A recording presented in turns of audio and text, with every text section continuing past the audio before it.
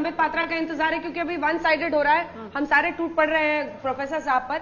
Doctor Sambit Patra को भी जवाब देना है बहुत सारे, क्योंकि सबको उम्मीद थी अहलुवालिया जी कि कुछ एक ऐसा होगा जिससे एक वैक्सीन, हमने भी नाम यही रखा था शो का, एक वैक्सीन चाहिए बजट के लिए। लेकिन क्या वो हुआ है? क्या वो शॉर्ट टर्म इमीडिएट फायदा स्टिमुलस दिख रहा है?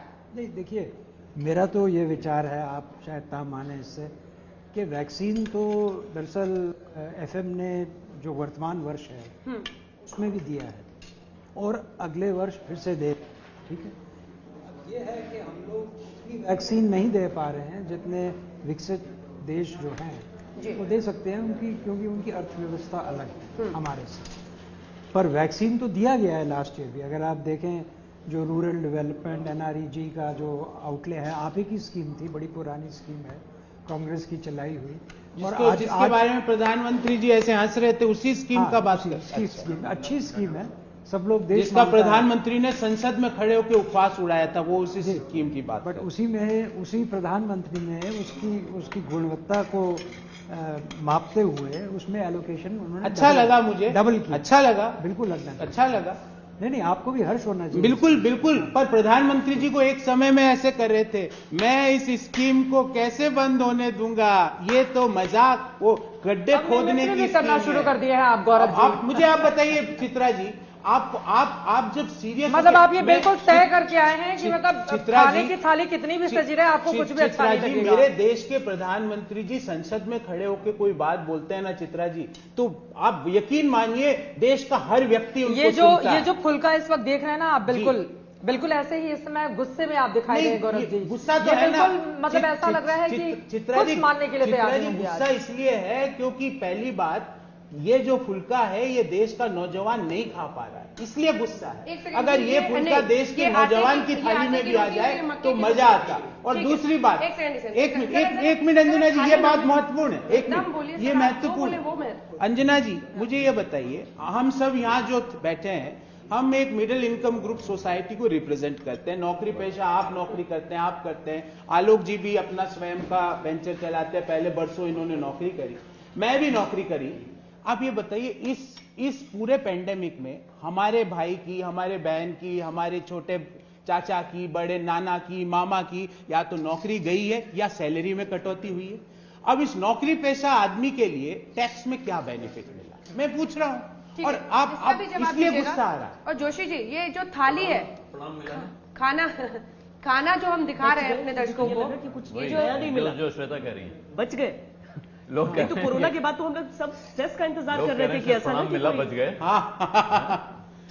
प्रणाम आपको नहीं किया, वो 75 से ऊपर वालों को किया, आप अभी नहीं पहुंचे, प्रणाम भी उनके लिए। और चित्रा जी, मैडम श्वेता जी, ये सरकार ने पिछले 10 महीने में जो सीनियर सिटीजन है उनकी जो एफडी की रेट है वो ऑन एन एवरेज 2% घटी है। मेरे पिताजी जो रिटायर हुए थे सरकारी नौकरी से, उनको कुछ पैसा मिला, उन्होंने एफडी कराई। अब वो मेरे को बोल रहे मेरा पैसा कम क्यों कर दिया तूने, अब तू लाता क्यों नहीं। अरे मैं उनको कैसे समझाऊं कि सरकार ने एफडी की रेट कम कर दी है, सिर्फ आपको प्रणाम कर रहे हैं। वो कह रहे हैं कि मेरे प्रणाम का, उनको वो प्रणाम तो कर रहे हैं, पर मैं प्रणाम को स्वीकार जब करूंगा जब वो प्रणाम का प्रमाण देंगे, वो प्रमाण नहीं दे रहे प्रणाम का।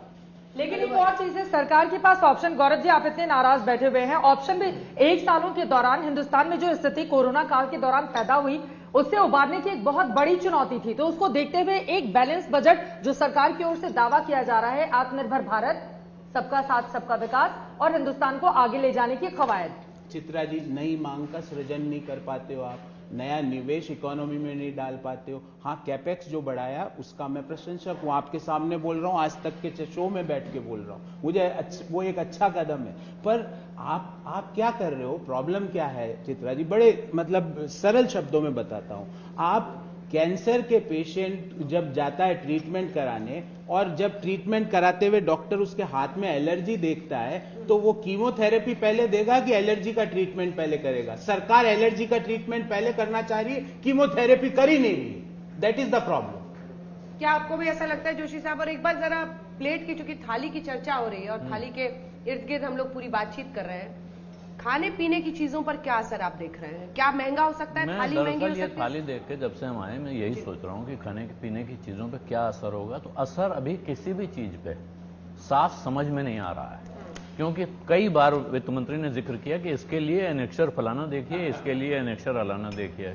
तो 6 एनेक्सर तो मैंने गिने, उसके बाद मैंने सोचा कि बाद में पढ़ूंगा तभी देखा जाएगा। तो अभी तमाम चीजें समझनी है।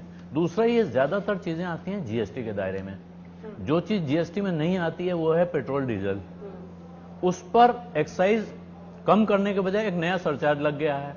उसके अगेंस्ट कहा गया है कि हम सेंट्रल एक्साइज ड्यूटी कम कर देंगे और बेसिक एक्साइज ड्यूटी और स्टेट को जाने वाली कृषि सेस है। हाँ, कृषि सेस जो लगा है, उसको डिकोड करें जरा, क्योंकि एक वक्त पे खबर आई कि ग्राहक को वो नहीं देना पड़ेगा। इसका क्या अर्थ है? कंपनी से लेंगे? हाँ, इसका के लिए पैसा कौन देगा? इस अर्थ के पीछे एक गणित है कि वो अपनी ही एक्साइज ड्यूटी, जो कि इस समय बिल्कुल मेरे ख्याल से इतिहास के रिकॉर्ड लेवल पर है, जो सरकार ले रही है पेट्रोल डीजल पे एक्साइज ड्यूटी, वो एक्साइज ड्यूटी उनको स्टेट्स के साथ शेयर करनी होती है। जो आप बेसिक ड्यूटी कमाते हैं उसमें स्टेट्स का हिस्सा होता है। लेकिन अगर आप वो ड्यूटी कम कर दें और सरचार्ज लगा दें, तो सरचार्ज मेरी समझ से स्टेट्स के साथ बांटना नहीं है। अच्छा। तो ये फिर एक बजट का विंडो ड्रेसिंग है। विंडो ड्रेसिंग है, एक तरह का नया मैनेजमेंट। और गोल्ड पर एक बार चूंकि क्योंकि रोटी पर ही है ना, तो अभी मुझे रोटी से गेहूं भी याद आ रहा है, गेहूं से किसानों का मुद्दा याद आ रहा है। भले किसान संगठन अभी आंदोलन कर रहे हो, लेकिन आज जो घोषणाएं हुई और खासकर कृषि को लेकर जो बातें हुई है, थोड़ा सा भी मरहम होगा, थोड़ा सा भी कोई सोचेगा चलिए एमएसपी को लेकर कि एमएसपी अभी एक सरकार का कहना एक तरफ और बजट में उस चीज को दोबारा पढ़ देना। कृषि में तो मैडम आउटले जो इस बार इन्होंने दिया है वो पहले से कम है। और फर्टिलाइजर जो एक निवेश है, इनपुट है एग्रीकल्चर के लिए, उसमें भी उन्होंने आउटले कम किया।